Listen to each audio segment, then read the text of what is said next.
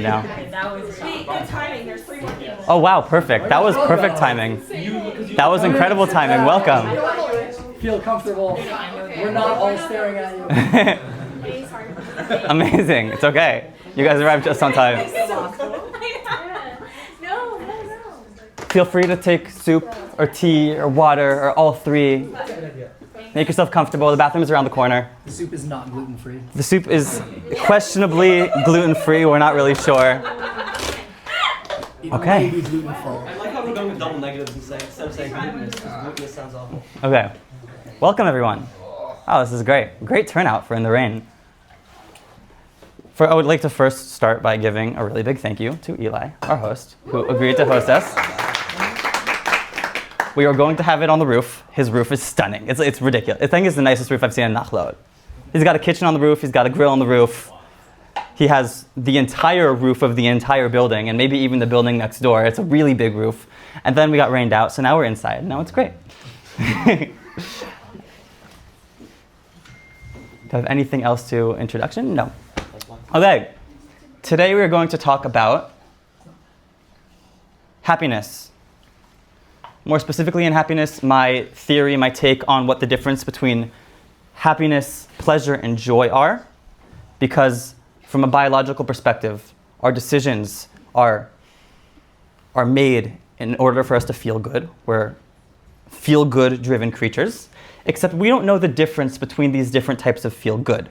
So if we can start to understand how we can feel good, we can actually feel good and better without the downsides of feeling good, like without the hangover of feeling good, longer and always. Doesn't that sound great? To feel good all the time? So first, I'd also like to start off by, there are QR codes over here, over there, to join the group chat when we have future events. And you're welcome to join the group chat, it'll be great. Okay, by raise of hand, thank you, Avi. By raise of hand, who here is happy? That's a lot, that's most of us. Who here can tell me what happiness is? Yeah. I would say contentment. Contentment. Feeling full, satisfied. Mm-hmm. Yeah? I think contentment is a prerequisite to happiness. I don't know if I can define happiness itself, but if you are content, then I think happiness comes. It's not, yeah. Good with my lot. Good with my lot. Mm-hmm. Yeah. Finding joy in what you have. Yeah, go with your heart. Mm-hmm. Yours, hand? Yeah. Feeling like life is worth living. Feeling like life is worth living. I do not raise my hand. Enjoying the moment. Enjoying the moment. They're all good, decent answers. A lot of us use the word joy in our definition of what happiness is. But what if as it turns out, joy is a totally separate concept? What if what we think we're feeling all the time when we think we're feeling happy is we're really feeling pleasure? Now, to understand what I'm saying, you have to understand what pleasure is, what happiness is, what joy is, and what the difference between them is. Otherwise, they're all the same thing. And you know that you're feeling good, but you're not really sure what you're feeling. Which ones are emotions? What's the state of mind? What's the difference? We're going to get started. This theory is based on the best translation from both the Hebrew words oneg, which is pleasure, osher, which is happiness, and simcha, which is joy. And in Greek, that would be hedonia, which is pleasure, eudaimonia, which is joy, and the closest equivalent in Greek philosophy is ataraxia, happiness. So what are these emotions? Let's start with pleasure. Pleasure is what we call an emotion that is a response to an event that occurs. Something happens, it makes me feel good, that's pleasure. If we were to plot, on a graph how pleasure feels, it goes like this, and then like this. And most of us have kind of gotten addicted to the hormone that pleasure is mostly based upon, which is dopamine. It's a very dopamine-based emotion. And sometimes it has a negative side effect. Sometimes it doesn't have a negative side effect. Sometimes it has a neutral side effect where it kind of feels us leaving empty afterwards. Sometimes it feels us leaving bad afterwards. Sometimes it leaves us feeling nothing afterwards. Pleasure kind of works like that. Like if you go on a jet ski, I loved it. This is one of my favorite quotes. Money doesn't bring happiness, but I've never seen someone unhappy on a jet ski. That's a great quote. But that's not an accurate quote, because you've never seen someone gaining pleasure on a jet ski, because the second you get off the jet ski, 5 minutes afterwards, you're not having as much fun as you were while you were on the jet ski. That's how it works. Or for example, if we take the example of drinking alcohol. You feel great while you're drunk. Being drunk feels great. I personally don't think so, but most of us do. But the morning after, if we drink too much, we wake up with stomach aches and headaches, and we can't function properly the next day. So that, for example, would be pleasure with a downside. Okay, so we define pleasure. It is an emotion that we feel in response to an event that occurs. Something that happens in the past. Something happened, I feel pleasure, fantastic, pleasure fades away, that's it. What's happiness?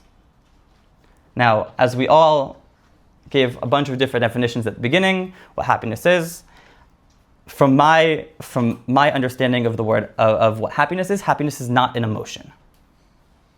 Happiness is not something we feel because of something we did or something that happened. Happiness is a state of mind. One way to describe that is that it is the filter through which we process our emotions. It's how we relate to our emotions. All the emotions come up, we decide how we get to feel about those emotions. Like, for example, I could get really angry, and I could feel really angry. And that anger could ruin the rest of my day, because I let the anger take a hold of all my emotions. I let myself keep feeling it. I don't get rid of it. I don't process it. If you don't process it, you're not going to get rid of it. And then you're going to stay angry. But if you have the state of mind of happiness, you can understand that you're feeling the anger. You can feel the anger, and then you can decide to be grateful. You can decide to be content. You can decide to be happy. You can decide to feel good that you're feeling the emotion of anger. That's happiness. It's made up of a bunch of things. Some of us mentioned gratitude. Some of us mentioned contentment. These are all things that are part of it, that make up this state of mind of happiness. But the basic, from the bottom line, we're choosing to feel good about the fact that we can process our emotions. That leads us to feeling good. That's happiness. It's not an emotion, it's a state of mind. Pleasure is an emotion, a reaction to something that happens. Happiness is a state of mind. If we were to plot happiness on our graph, we have pleasure going up to here and then fading away. Happiness is somewhere in the middle. Obviously, there's levels of happiness, just like there's levels of pleasure, and just like there's levels of joy, but the high of happiness usually isn't as high as the high of pleasure. Pleasure spikes, but happiness is a base. Happiness isn't dependent on anything. It's really, if you want to break it down to a really, really simple way of thinking it, a really binary way of thinking of it, it's a decision. You want to have a state of mind, you can decide to have a state of mind. Most of us aren't there. We're not that mentally strong to decide all the time to be happy. So what we can do is we can improve the other areas of our life, the health. In the medical circle, they like to call it the biopsychosocial circle, which is essentially just a description of the different aspects of our life that we can improve the health in. I like to simplify it even more, and I call it inner health and outer health, which is inner health would be something like my mental health, my spiritual health, my physical health. Outer health would be like my environmental health and my social health. I think it's a much more easy way to think about the concept. And if we want to make the decision to be happy, we can improve, our social life. We can choose which friends that we have. We can, change our environmental health and get more sunlight. We can change our physical health by starting to work out. We can change our mental health by meditating. But really, it's really a mental thing to decide to be happy. Happiness is a state of mind. That's how you. Obviously, I could talk about how we can actually improve that mindset for hours about how we can be happy, but the point right now is to define what our terms are. Third thing is joy. Joy, like pleasure, is an emotion. It's something we feel because of something that we do or something that happens. But unlike pleasure, the action does not need to bring us pleasure in and of itself. Rather, it must have what Simon Sinek calls in his book Start With Why, a just cause. We need to have a cause that is morally acceptable and morally aligning, that we're working towards, ideally bigger than ourselves. And when we do an action that aligns with our just cause, whether or not the action brings us pleasure, that's how we gain joy. So for example, I used to be, by numbers, only one of the top, I never competed, but one of the top powerlifters in Israel by weight class. Working out, I used to get up at 5:45 every single day to work out. That wasn't fun. That wasn't something that brought me pleasure. Waking up early didn't bring me pleasure. Going to the gym, neither did he. Was my roommate. He had to wake up from my alarm every single morning.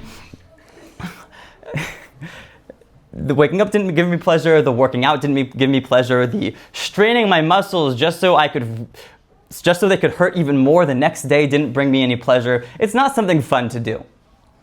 But I do it because I'm doing it for a just cause. I want to be mentally healthy. I want to be physically healthy. I want to look good. I want to feel good. I want to have a healthy body. Therefore, I work out. It's something that is that aligns with a just cause. That brings me joy. For example. So now that we've defined our terms, what's happiness? What's pleasure? What's happiness? What's joy? We can start to take these concepts and bring them into our day-to-day life. Like, for example, some people think that we're happy. And what we're really feeling is a lot of pleasure because we happen to have our life surrounded around things that we really like doing that are lots of fun. And we think that we're happy because we're on jet skis all day. But in reality, if we were to stop, we would crash. And some of us think that most of us don't even know what joy is, so we're not even sure what the difference between pleasure and happiness and joy is. I hadn't before I started doing a lot of research on this. Please come in, welcome. Come up. There's some space back here. Just, if you want. Like, you want to switch over this way? You can come sit back here. Don't worry, I'm not shy. Give a recap for Sammy. We're talking about happiness, pleasure, joy, the definitions of them, what the differences are. Pleasure is an emotion that we feel in response to an event that occurs. Happiness is a state of mind, a baseline level of feel good that we can choose to feel all the time. It's a way of filtering our emotions and responding to them. Joy is an action that we do or an event that occurs that has a just cause. The action itself doesn't have to be pleasurable, but we know we're doing it for a just cause. Now, there's a bunch of questions here. Number one, how can I build this, this mindset of happiness? Should I gain pleasure at all? Is pleasure something good? Is it something bad? Should I keep it? Should I, avoid it? Should I try and feel it all the time? And the most common question that I get is, what's a just cause? Anyone know? Yeah. Anything you choose it to be.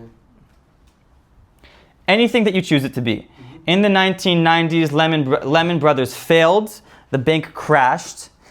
All the executives lost all their money. They lost their entire fortune, and some of them committed suicide. Okay. They chose it for them. We're saying personal enjoyment.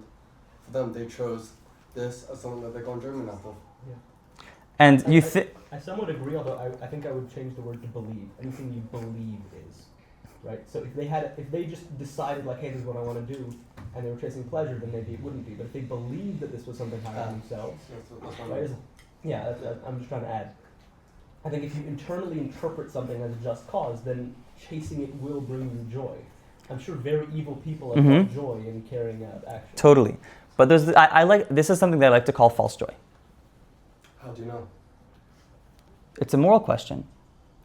They Depends they from a religious perspective. You believe that. If from a religious perspective, if A, it aligns with the values of God, and number two, it is building and not destroying, that's probably a just cause. But you were defining enjoyment as as a just cause. Yes, so you could have what I like to call false joy, which is something that you're doing for a cause but not a just cause. Why is it false? Why is it false? Yeah. Well, because it's either not morally consistent. But you're saying the joy itself isn't false. Like the joy. You feel the emotion, but it's really a false just cause is what you have. But it's still real joy. That's the It's still argument. real. You're still feeling real joy. Here's the issue with joy. Joy can be dangerous. Because joy, if we were to plot it on our graph, we have pleasure is up here, we have happiness here. The peak of pleasure is like where joy is like, that's where around where joy hangs out, is at the peak of pleasure. It's feeling really, really good all the time. The issue with having joy that's not for a just cause is the second that cause falls apart because it wasn't just, you crash. So then the definition of a just cause is just something that falls apart. Like it's not stable. Right, a good definition. So if it's stable, which means it aligns with your morals, it's building, it's not destroying, it's break proof, then that's your just cause. So I like to put joy into an acronym. How we can feel joy is start with why, have a purpose. Any action that we want to do in our lives must have three things. Those three things are ability, knowledge, and desire. For example, if I have the ability to drive really fast, and I have the knowledge that race cars exist, but I have no desire to drive a race car, I'm not going to drive a race car. If I have the ability to drive really fast, and I want to drive really fast, but I have no clue that there's this thing called race cars, I'm not going to drive a race car. If I know that race cars exist, and I want to drive race cars, but I have no clue how to drive a race car, I'm not going to drive a race car. You're going to learn how to drive a race car. Exactly. You totally learn how to drive a race car. You can also discover that race cars exist. You can also convince yourself or suddenly wake up deciding that you want to drive a race car. Like that, you can gain the third of all these things. But if you don't have all three, you're not gonna do the thing. Whatever the thing is, you're not gonna do it if you don't have the ability to do it, the knowledge to do it, and the desire to do it. One of the things with God is all able, all knowing, and all wanting. He wants to help us. He has the ability to help us, and he knows of everything that we need. Therefore, God is God, and God being infinite, that's pretty cool.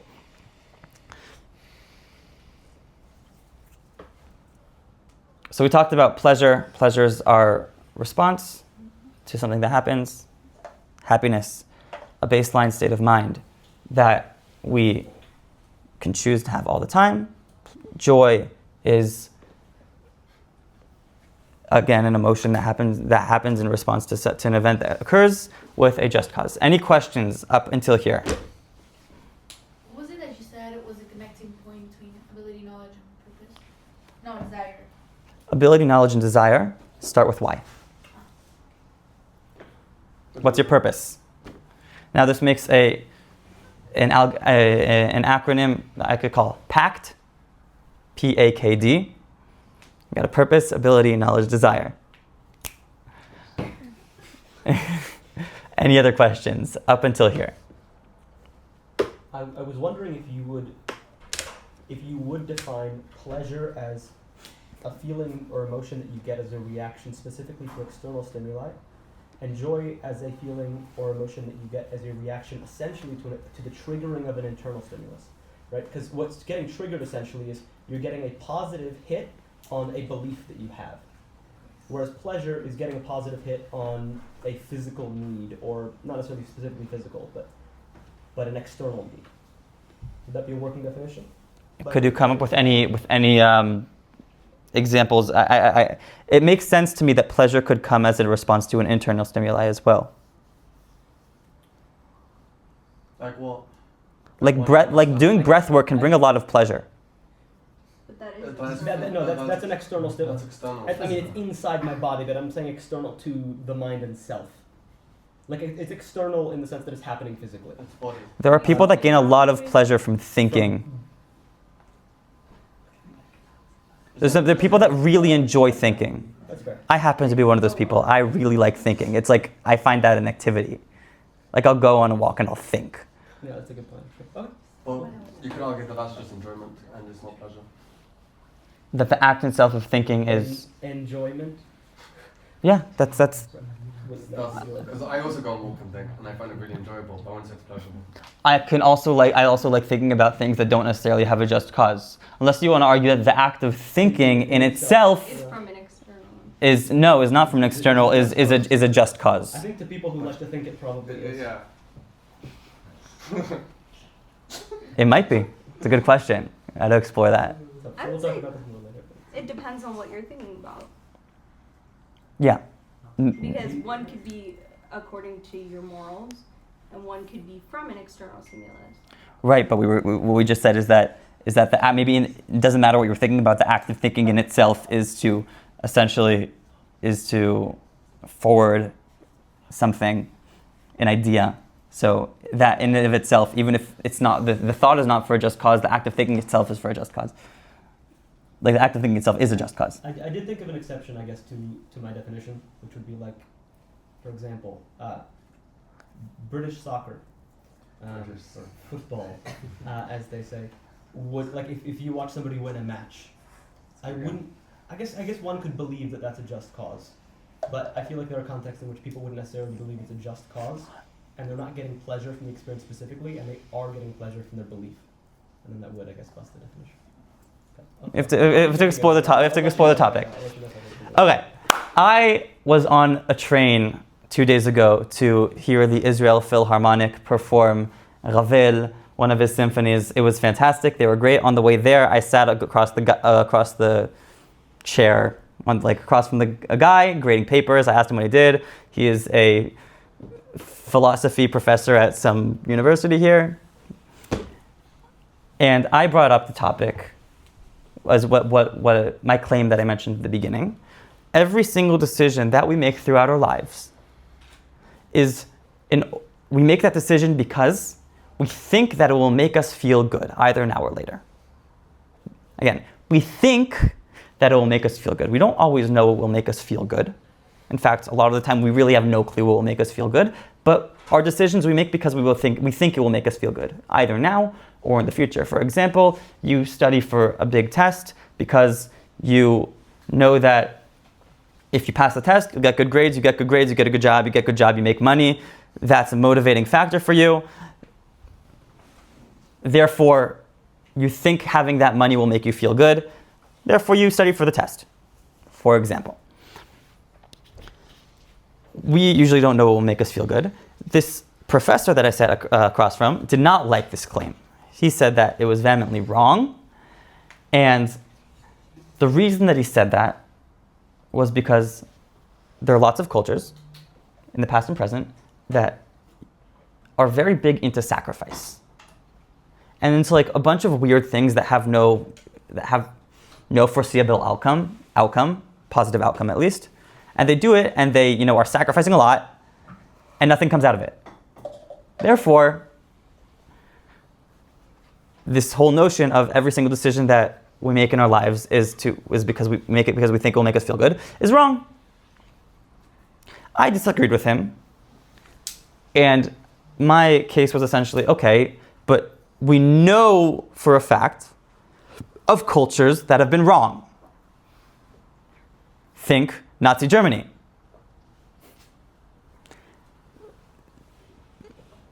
We know that that entire cultures can be wrong. Therefore, even if people are, an entire civilization is doing something that has no positive outcome that we can see, that doesn't necessarily mean that they're not all wrong. They could just be all wrong. And they think it will make them feel good in the world to come, 71 virgins, 72 virgins, thank you.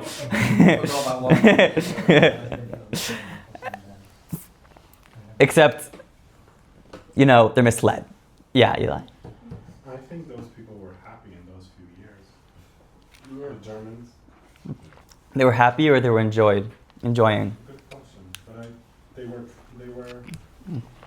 Based on it, if it's based on an event, it would be enjoyment. They felt as if they were fulfilling their purpose.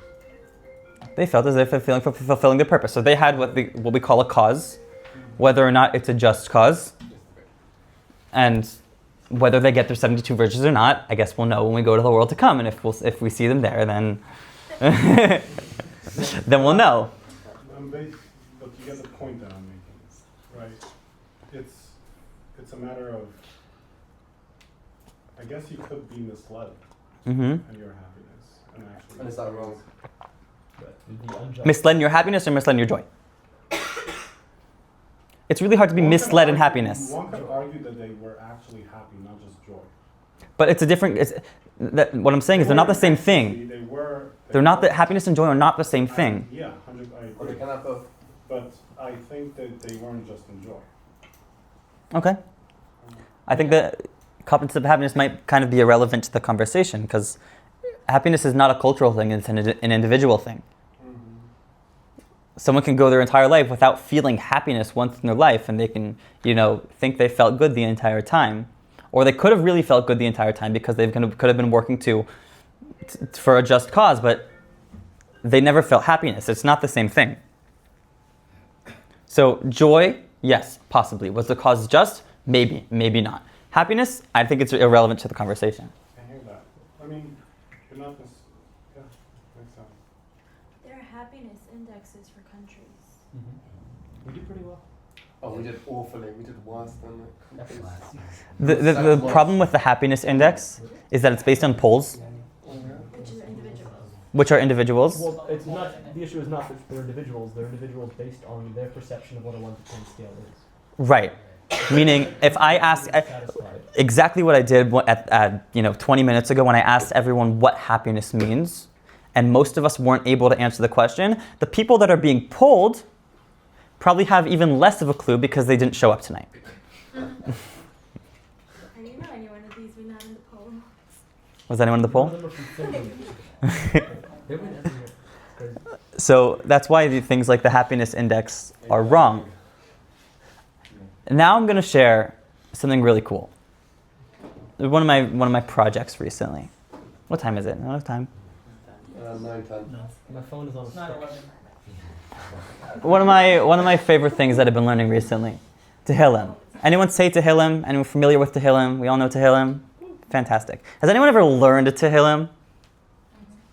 School. You learned Tehillim? You learned Tehillim? Yeah. Great. So you'll be familiar. Maybe this will ring a bell. Tehillim is not a fun book to learn. In fact, it's kind of depressing because a lot of it is King David going through his sob stories. This awful thing happened. Oh no. This awful thing happened. Oh no. God, please save us.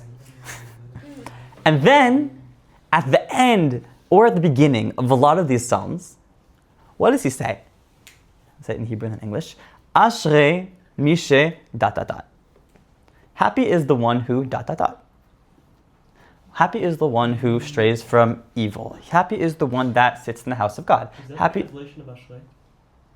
Yeah. Ashrei is usually praise be to. Ashrei comes from the word osher, which is From the word, happiness. but it's a giving. It's like I give you a blessing of contentment, O person who, like ashrecha, right? So ashrecha, yeah, but it also can be translated as happiness. Like it comes from the word that means happy.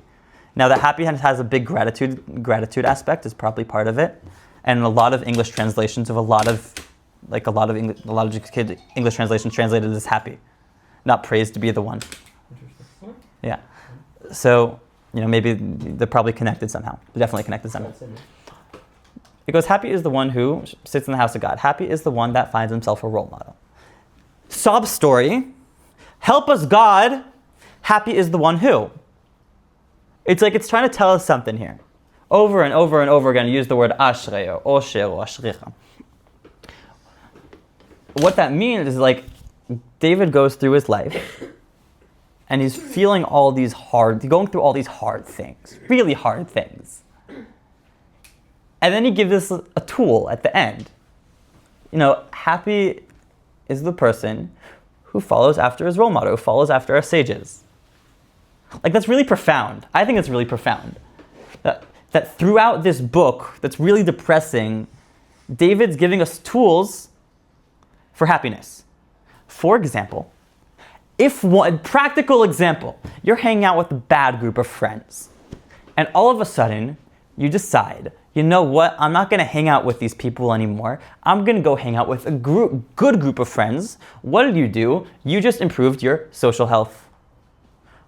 When you improve your social health, You're happier.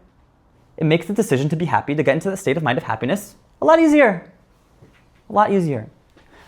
If you slept 2 hours last night because you were working on a project, making the decision to be happy is a lot harder because your mental state of mind, your mental health, took a big hit. You didn't sleep enough last night. So even if practically me or you can't make the decision all the time to be happy, we're not mental superheroes. I like to use this concept of a mental superhero. That a mental superhero is someone who in any situation, think of the worst situation that could possibly be happy, that could possibly happen, the person going through that situation, with all those negative emotions coming up, can still choose to feel happy. Viktor Frankl? Viktor Frankl. Good job. Good reference. Most of us aren't there. Most of us aren't mental superheroes. So instead, what we can do practically is we can improve our inner health and our outer health, or our biopsychosocial. Inner health being our physical health, our mental health, our spiritual health. If you want to put the spiritual health to the side, if that's your thing, you're welcome to do that. I wouldn't put your physical health to the side. I think that's a little bit more important. And then your outer health being, the two big ones are your social health and your environmental health. The difference between those being is that social is to do with people. Environmental is to do without people. The colors that you surround yourself by, the amount of air that you get, the smells that you smell. If you decide to have a diffuser in the room, if you work in a bunker really, really far underneath the city of Tel Aviv or Tzfat, which I had the great pleasure of doing, was in Tzfat for one of the Iran wars, and we couldn't leave the bunker for 3 days because they were raining down rockets on us from Iran and from Lebanon. It was a fantastic experience. Recommend? No, but I grew a lot from it. No, don't do it. Do it. We need people to do it. We really need people to do it. So, quick recap. Who can tell me what pleasure is? Short-term dopamine hits. Short-term dopamine hits, how do we feel them? We feel them physically, we feel them in the short... Because of what do we feel pleasure? Because of an external stimulus. Because of an external stimulus that happened. It's not working towards something, it's something that happens right now. Pleasure is disconnected from essentially everything else. Pleasure is connected to the experience, the event, and that's about it. Happiness, who can tell me what happiness is?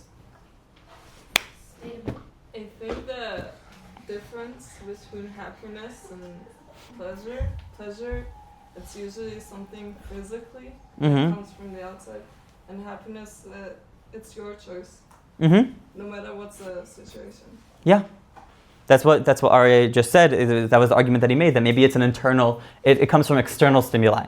And we just had a little back and forth about that, and we are going to research the topic and see if that is actually true. I'm not sure that's true. That's pleasure. But it comes from something that happens, an experience that happens. It could be an internal experience, it could be an external experience, an internal, external event. When you're spiritually high. Also, that could also bring pleasure. The ideal. She's talking about happiness. Huh? She's talking about Oh, happiness. Yeah, it's more about being happy.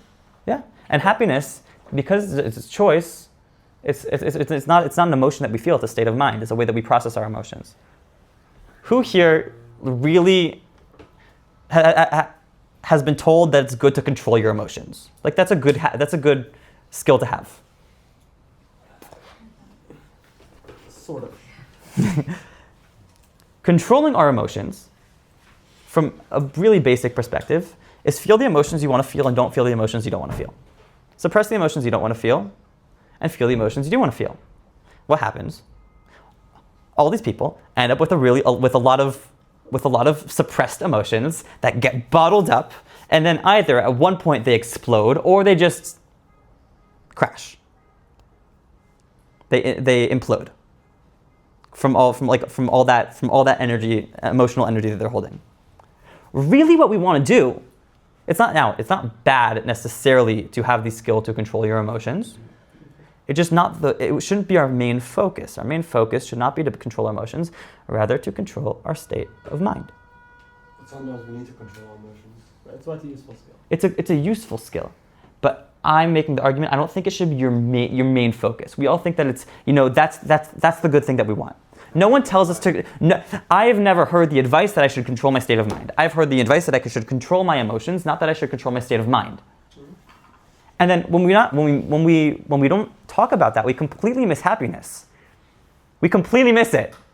We miss it so much that you get a room full of people where 95% of them raise their hand when asked if they're happy, and only 2% of them can actually answer what happiness is. Math there is interesting. I'm not that fast about counting all the people in the room. We'll go with that.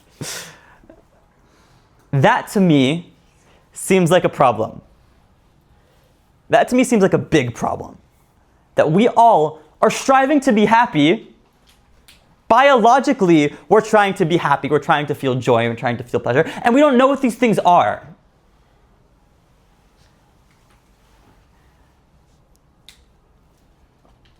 Therefore, we're here. Thank you for coming. Yeah. Why would someone not choose to be happy? Why would someone not choose to be happy? Great question. Emotional damage, I don't know. Which we all have to some degree. Which we all have to some degree, but a lot of confusion. There's no logical reason why you should, or biological reason why you should not choose to be happy. I mean, they think they don't deserve that, I would say. Emotional damage. That could be done. Emotional damage. They could say, I've done something wrong, and it's kind of like a regret, and they've got no punishment from society for it because nobody knows about it but them. So they punish themselves. So they punish themselves. Right. But there should be a punishment for the bad cause, for the bad action. So you could say it justifies. So I'm presenting another model that maybe answers the question, but I don't know if you'd agree. If being happy becomes easier the more that you have your spiritual, emotional, and environmental health active, does that mean that there's a certain threshold where it takes effort to not be happy, but below a certain threshold, you actually have to work quite hard to be happy? And so the answer to that question could just be enough of your health metrics are low that it takes more effort than you currently have in you to be happy. And so the focus wouldn't even to be happy, would just be to improve all these metrics enough that you get to the point where it's a reach you can make. That's where most of us are at. Most of the people that I meet on a day-to-day basis are at the point where they cannot make the mental decision to have a happy state of mind. Therefore, the advice I would give to those people: improve your inner and outer health, whatever you practically can. If there's something that you can't improve because you're stuck in a situation with bad people, okay, you can't change your social. You're stuck working in a bunker underground, okay, you can't change your environmental. Okay, maybe start working out. Like, try improving your physical. Try meditating. Try improving your mental. Try connecting to God. Try gratitude. Like, there's so many things that you don't need, that you, in any situation that you can, in inner health, you can change really in any situation. You don't need things to be able to change your inner health. Environmental health, I would also argue that you can change because it's a point of view. Like some people, Also. like I've got a friend who loves being in Chiron, and I'm just like, that's like a nightmare. Just being in a tank. Also, a lot of environmental. Change your environmental health. Huh? Like, I'm saying, like take my situation for example. I have essentially no control over my environment most of the time. I'm saying some people would enjoy that environment that they're in. So my point is, So you're saying if you could change your perception of the environment, then you can start to enjoy it? Okay, I guess that's a form of internal change in the external. But also, like, for example, there's some things that are objective. Like, if you're getting no sunlight, that's not healthy for the human body. That's physical. That's not. He's saying environmental. I guess, yeah. It can be both. Any more questions?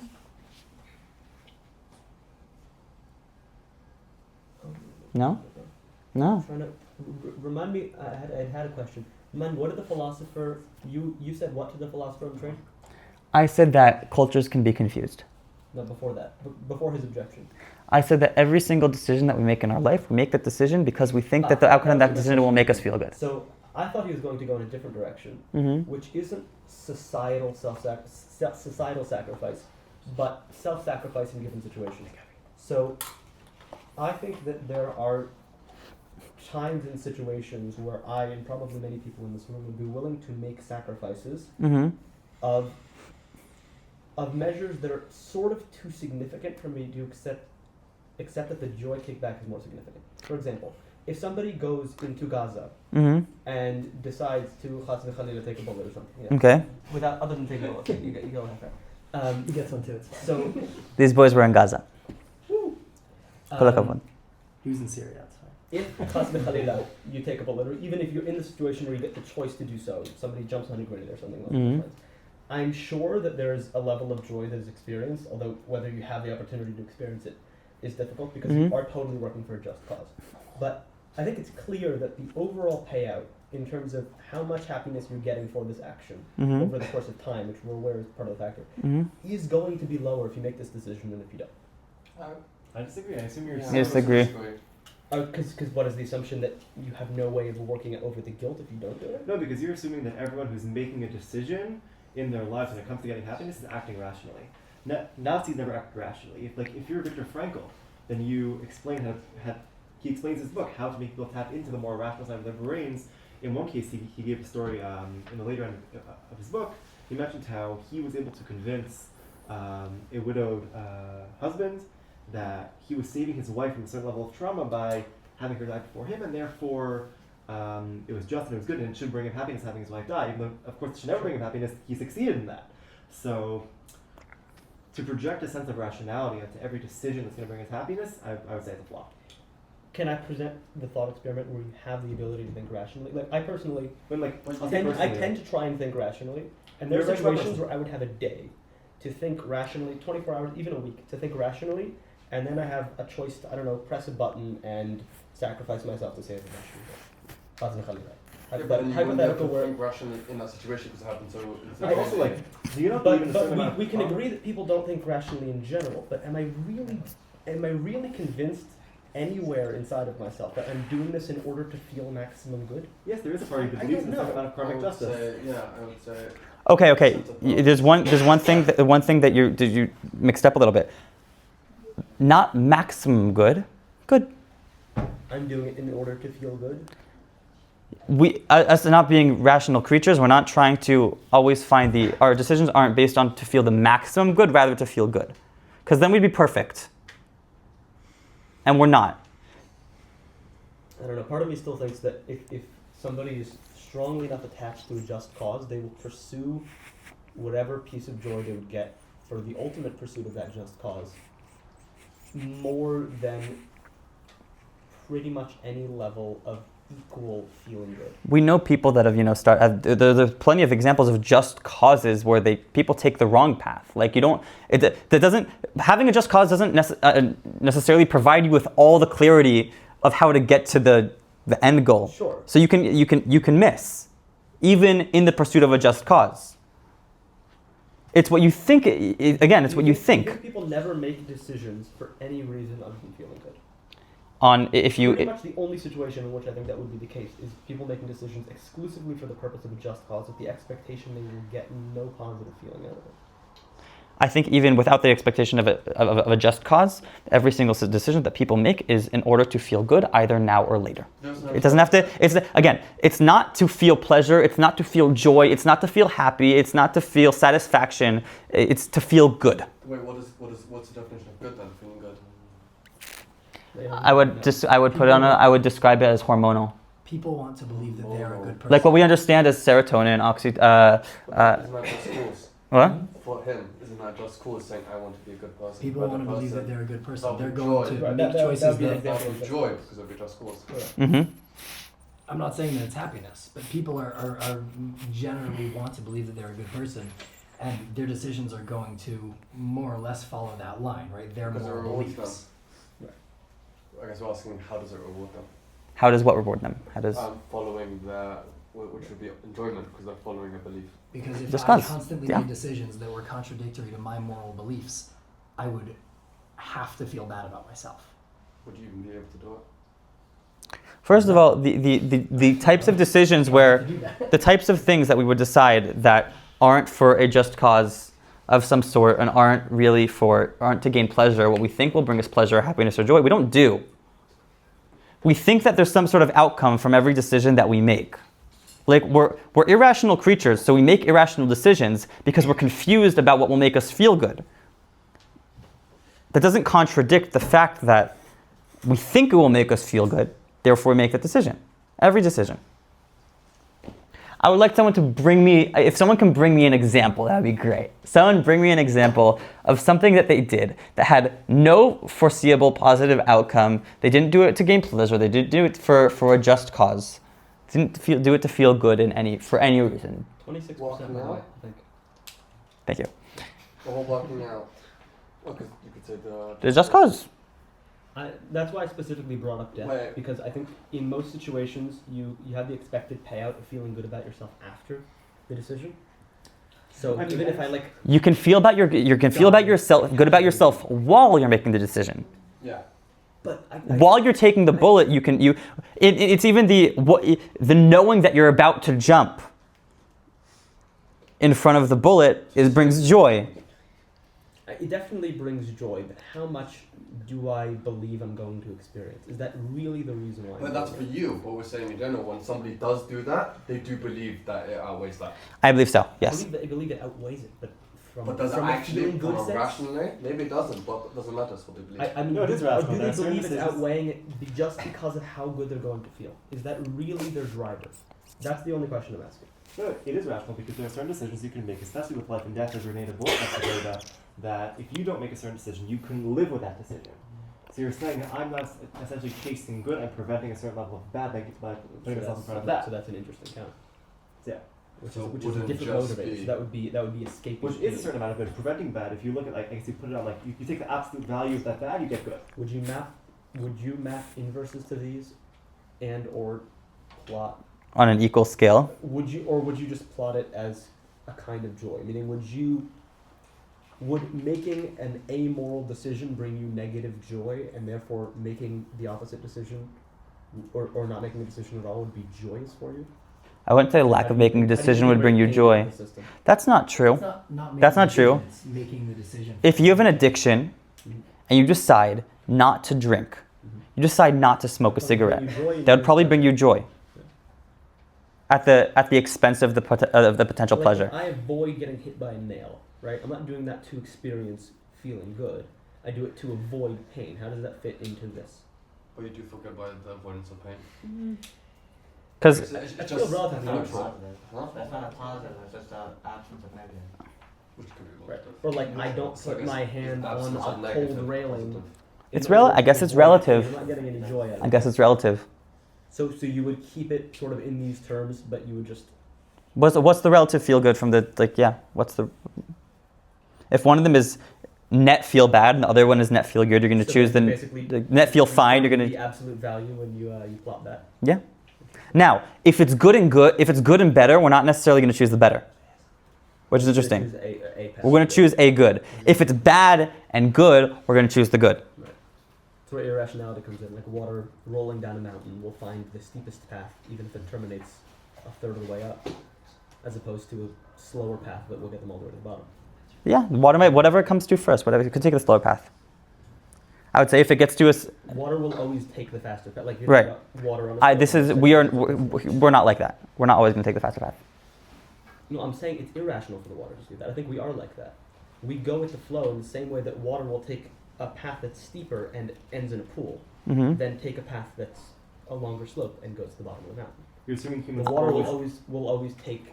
Humans, when acting irrationally, act like that. They will always take the path of least resistance if they're not applying some thought. So you think that when good and better, we always choose better. No, I think No, we choose always faster. choose the thing that Path of least resistance. processes Yeah, yeah. it easily. Path Yeah. of least resistance. Yeah. Very often we choose good and not better. Like Mhm. eating a box of candy instead of going to work out is absolutely choosing good and not better. Yeah, it's succumbing to your pleasure. Over time Mhm. is probably Yeah. higher from the working out. Mm-hmm. But the path is way shorter to the box of candy. Anyway, now I got us all thinking about it, Mhm. which was the point. That's a win. Wait, can I bring an example from before? Yeah, But it's not from me. Like, it's an example from the Torah. Can I go bring for it. that? Yeah, of course. So, what would you say about Akedah Yitzchak? Joy. but he technically preached that you don't make human sacrifices. And then God went and spoke to him, and he valued his connection with God, which is a just cause. Okay. Therefore, he But was willing to that would sacrifice his be son. Above his morals, though, because his morals are. His morals that align with don't- God. That would be a higher moral for him. Okay. His morals are defined by God, and if God decides to change the moral, then so be it. So technically, okay, I would have to figure this out. I think she'll stick Hi, Andrea. Bye. Sorry. Thank you for coming. Okay. It's okay. Thank you for coming. See you later. Bye. Okay, so I'm gonna think about this. Yeah. Okay. We are all welcome to stay. Yeah. Can I ask you just, so if everything we do is for just cause or to make ourselves feel good? Not necessarily for a just cause, to make what we think will make us feel good. Right. How would that connect to the idea of like that there's no selfless good deed? There's no selfless good deed. They're all selfish. Yeah. Like people On- say that because like just by doing something. even I don't if you I don't really believe there's no selfless good deed. Just causes sort of get around that. Like you are kind of agreeing with the idea that every good deed is selfish, Yeah. but the part of the feeling good that people are doing is aligned with a just cause, and they know that they're doing that. So in some sense, they're choosing to align themselves with good, and then acting selfishly in that frame. It depends on the definition of selfless and selfish, I'd say, in that instance.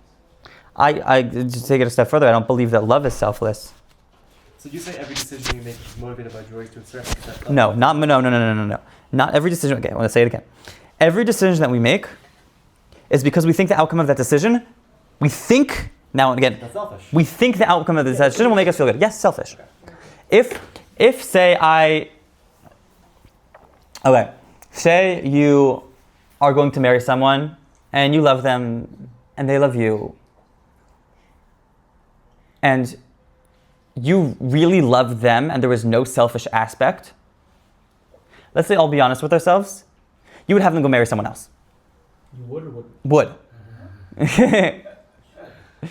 If we really were selfless creatures, we would think that our spouse always is better for someone else.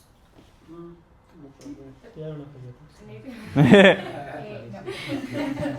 Yeah. The question is like if it's a matter of if selfless or selfish Mhm. is a matter of joy, of like pleasure or not. If it's Feeling a matter- good. Yeah, but like if you define it as you get pleasure out of it, then we can do selfless things because we don't necessarily get paid. We don't necessarily gain pleasure, but we gain joy. Right. So it's But we gain joy. Mhm. So like from outside, like from people looking at us from a side, it would look like it's a selfless thing. That's like the question is For people who don't know what joy is, yes. right. If they don't see our like main goal. If they don't know what your just cause is. Yeah. Right. That's So what like, I'm saying. if you define selfless and selfish by if you gain pleasure out of it, or if you just like reach your goal. Obviously, I do something to reach my goal. If it doesn't like, even if it's for someone else, it's because I want to reach my goal of becoming a better person or whatever it is. So it's like. So you're saying that being selfless is doing an action that you don't gain pleasure out of, but you might gain joy out of. Right. Right. That's what I was kind of saying. It's like the way that you get around the selfish question is by aligning yourself with just causes and then pursuing joy above. I mean, above some other things. definitions. Right. Then you still have definitions. By that definition, if someone asked you a favor to do something that you really like doing, that's not selfless. Why do you like doing it? Does it give you physical pleasure or does it give you enjoyment? If it gives you enjoyment, then it is selfless. If it gives you enjoyment but not pleasure, but if it does give you pleasure, say you really like playing Ultimate Frisbee and someone asks you to join their Ultimate Frisbee team because they're missing one and they really need you, this is like a big favor for them and you do it, that's selfish. It's not selfless. Yeah. But it's a lot of the selfish component is made up by the joy I get from a just cause, and the just cause that I have is just, and therefore you end up being selfish. Sort of. You made the decision from a selfish perspective, but was the just cause a selfish choice, or do you get to believe things and make your just causes things that are important enough that, in some sense, that in itself is selfless? Is choosing to be the kind of person who helps, I don't know, a grandma cross the street. Is choosing to have that as a just cause, a selfless act in some way. And then you would end up with a model where your individual choices are all selfish, but in the framework of aligning yourself with just causes. Good ideas. I haven't thought about the definitions of selfless and selfish, but these are I good. like that. It's really good. Good definition. Meantime, I can get on board with that. Yeah, but all these things they're more thinking about. Yeah. Well, yeah. All these things always require more thinking about. Which was also one of the professor's arguments on the train. There's no way you can think through all the possible outcomes of this claim that you're making. As a philosopher, there's absolutely no way you can think of everything that there is to think of after you make the claim that biologically every single decision that we make is to make it because we think will make us feel good. There's no way. Therefore, you can't be right because no one smarter than you has said it ever. Yeah, but then you could always be wrong, and there's no point saying anything. And I said, that was what I said. I said, that is a silly response, though you're right. People smarter than you have totally said that. Mm-hmm. That's a thing that's been said. Not by any famous philosopher. Back then, was. No. Who? I would argue. Well, what was it that you said? Remind me? Every single decision we make in our life, we do because we think that the outcome of that decision will make us feel good an hour later. I feel like Aristotle would have said that, but I'm not sure. I could I haven't seen Aristotle say I'll it. research afterwards. Aristotle. Aristotle's smart. Aristotle's very good. Classy guy.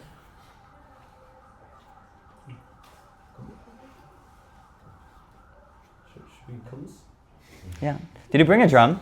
You want to get it? I saw a drum. There's a drum there. Score. Okay, we're going to play music now. Everyone,